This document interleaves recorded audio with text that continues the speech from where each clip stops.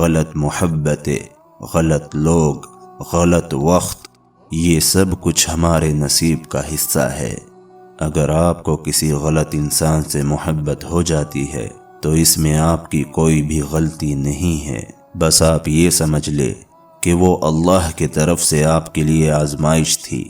اگر آپ کو اب تک محبت نہیں ملی تو اس کا مطلب یہ نہیں کہ آپ میں کوئی کمی ہے یا آپ برے ہیں، اس کا مطلب یہ ہے کہ اللہ نے آپ کے لیے بہت خاص محبت رکھی ہوئی ہے جس کا ابھی وقت نہیں آیا۔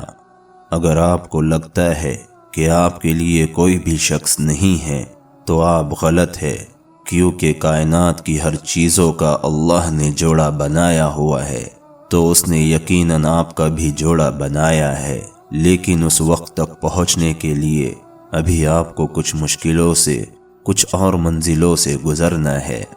میرا یہی یقین ہے کہ جب آپ غلط محبت سے گزرتے ہیں تو اللہ نے آپ کو اس کے اجر میں وہ محبت دینی ہوتی ہے جسے پا کر آپ کو وہ ساری تکلیفیں کچھ بھی نہیں لگتی جن سے آپ گزر کر آئے ہوتے ہیں۔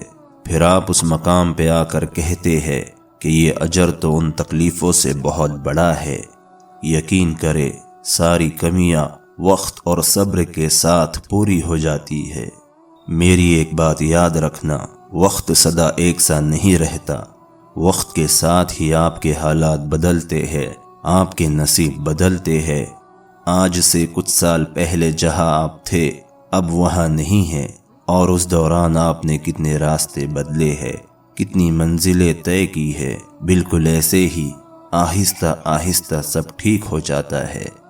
بس یقین رکھنا سیکھے، کیونکہ آپ بھلے ہی ابھی نہ جانتے ہو کہ آپ کہاں جا رہے ہیں، لیکن اللہ جانتا ہے کہ وہ آپ کو کہاں لے جا رہا ہے، اور یقین کرے صرف اس کا جاننا ہی آپ کے لیے کافی ہے۔